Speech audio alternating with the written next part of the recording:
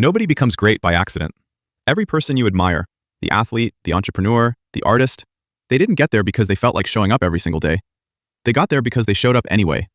That's the secret nobody wants to hear. It's not talent. It's not luck. It's not some magic morning routine. It's discipline. And here's the part that stings. You already know this. You've known it for years. You've read the books, watched the videos, made the plans. And yet here you are, still waiting. Waiting for Monday. Waiting for motivation. Waiting for the right time. Let me save you some time. The right time doesn't exist. It never did. It's a story you tell yourself so you don't have to face the hard thing today. Think about it. How many times have you said, "I'll start tomorrow"? And how many of those tomorrows actually happened? That's not a coincidence. That's a pattern. And patterns don't break themselves. Here's what separates people who change their life from people who just talk about changing it. Action without permission from their emotions. Disciplined people don't wait to feel ready. They don't wait to feel strong. They act first, and the feeling catches up later. That's the order almost everyone gets backwards. You don't need motivation to start. You need one decision, and then you need to keep it, especially on the days you don't want to. Motivation is a spark. It shows up when it wants to, and it leaves the same way. If you build your entire life around waiting for that spark, you will spend most of your life waiting. Think about the last time you felt truly motivated. What happened 3 days later? The feeling faded, didn't it? But the goal didn't fade. The work that needed doing didn't fade. Only your willingness to do it faded. This is why relying on motivation is one of the most dangerous habits you can have. It puts your future in the hands of a feeling that was never reliable in the first place. Discipline doesn't ask how you feel. It doesn't negotiate. It doesn't check the weather in your head before deciding whether today counts. It simply shows up, over and over, until showing up becomes who you are instead of something you have to decide. Here's an uncomfortable truth. Every time you choose comfort over growth, you're not just missing one opportunity. You're reinforcing a version of yourself that folds under pressure. You're training your own mind to expect surrender. And the scary part is, this training works both ways. Just as discipline compounds, so does avoidance. Every skipped workout makes the next one easier to skip. Every postponed task makes procrastination feel more normal. You are always building a habit. The only question is, which one? So the real cost of comfort isn't the missed rep or the missed hour of work. It's the version of you that gets stronger every time you quit. None of this matters if it stays as an idea. So let's make it practical. First, make the decision once, not every day. If you decide every morning whether you'll work out, you'll lose most mornings.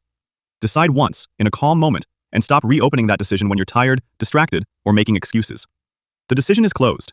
Only the execution remains. Second, start absurdly small. Not because small doesn't matter, but because small is where consistency lives. 1 page, 10 push-ups, 5 minutes. The size of the habit isn't the point, showing up is. Most people fail not because their goals are too big, but because their first step is too big. Shrink the step until there's no excuse left.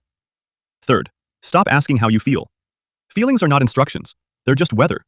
You don't cancel your life because it's raining, and you don't cancel your growth because you're tired. Feel whatever you feel, and do the thing anyway. That gap between what you feel and what you do is where discipline actually lives. Fourth, expect resistance and go anyway.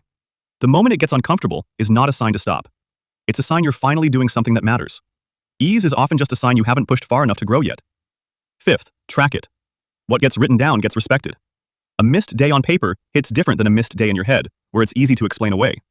Make your progress visible, even to just yourself. Sixth, protect your environment. Willpower is not infinite, but your surroundings shape your choices before you even have to use it. Remove the easy exits.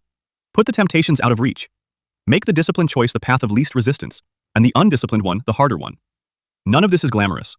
Nobody claps for you doing the boring, repeated, unglamorous work. But that work is the entire foundation everything else is built on. The applause, if it ever comes later. And only because of what you did when no one was watching. Right now, you have 2 paths in front of you. 1. Keep waiting. Keep telling yourself the story that tomorrow will be different, while today stays exactly the same. Keep collecting evidence that you're someone who plans big and follows through small. 2. Decide, right now, that today is the day the pattern breaks. Not because you feel ready, not because it's convenient, but because you're done waiting for permission from a version of yourself that was never going to give it. So here's your move. Pick one thing, one hard, uncomfortable, necessary thing, and do it before today ends. No excuses, no tomorrow, no I'll feel more ready later. Discipline isn't a switch you flip once. It's a decision you make again and again, especially on the days no one's watching, especially on the days it would be so easy to let it slide. The only question left is, are you going to keep waiting, or are you going to start? The choice is yours. Make it now.